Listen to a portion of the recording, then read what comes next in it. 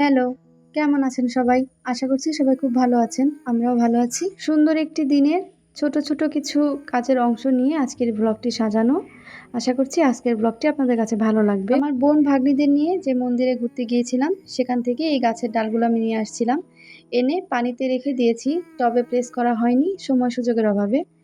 আর আজকে সকালে এগুলোকে আগে টবে প্লেস করেছি। বেলি ফুলের এই ডালটা এখন টবে বুনলে এই গাছটা হবে কিনা আমি শিওর না, তবুও বুনে দিলাম। আর যে ঘাস ফুলগুলো দেখছেন এখানে কয়েক রকমের ঘাস ফুলের ডাল আছে, সবগুলোকে একটাতেই বুনে দিচ্ছি। যদি হয় কেটে কেটে আলাদা আবার বুনে দিব। আর এই গাছের ডালগুলো যাদের গাছ তাদের কাছ থেকে আমি চেয়ে এনেছিলাম।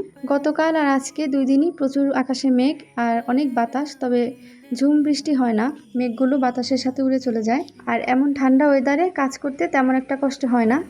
তাই আজকে আমি আমার বাসা ক্লিনিংয়ের কিছু কাজ করব। যেহেতু আমার বোন বাসায় আছে, ওই রান্নার দিকটা দেখছে। গাছগুলোকে লাগানোর পরে আমি ওয়ারড্রপের অংশটাকে ক্লিন করে নিচ্ছি। ওয়ারড্রপের উপরটা গুছিয়ে নিয়ে একটা ওয়েট টিস্যু দিয়ে খুব ভালো করে মুছে নিয়েছি। একই সাথে ওয়ালে লাগানো ছবিগুলোকেও আমি খুব ভালো করে ওয়েট টিস্যু দিয়ে মুছে নিয়েছি। যাদের বাসায় পিওরিট আছে তারা কিভাবে এই পিওরিটটা ক্লিন করেন একটু বলেন তো।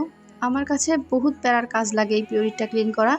দেখা যায় একদিনের পুরো অর্ধেক লেগে যায় এই পিওরিটাই ক্লিন করতে। আর এরপর এই পিওরিটটাকে একদম সুন্দর করে গোছানো কিন্তু অনেক ধৈর্যের কাজ। দেখা যায় যে পার্টগুলো থাকে সেগুলো এক এক সময় ঠিকমতো লাগতে চায় না বা ভুল হয়ে যায়।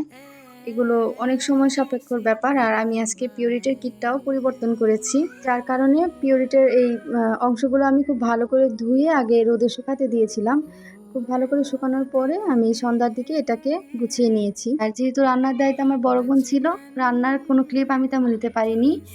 আর এখানে যে কচুর বড়াটা দেখছেন এটা আমার শাশুড়ি মা গ্রামের বাড়ি থেকে পাঠিয়েছেন। এরকম কেটেই পাঠিয়েছে, আমি জাস্ট ভেজে নিয়েছি। সাথে ছিল মাটন কারি আর প্লেন পোলাও। আমার ভাইও বাসায় এসেছিল, তবে ও থাকেনি, ও আবার ঢাকা চলে গিয়েছে। আর বাইরের এত সুন্দর ওয়েদার দেখার পরে ওর মনে হলো ছাদে গিয়ে ঘুরে উড়াবে। যেই ভাবা সেই কাজ, ও নিজে এই ঘুড়িটি তাড়াহুড়ো করে বানিয়ে একটু উড়িয়েছে। আমার আজকের ভিডিওটা আপনাদের কাছে কেমন লাগলো প্লিজ জানাবেন। আমাকে সাপোর্ট করবেন। সবাই ভালো থাকবেন। টাটা।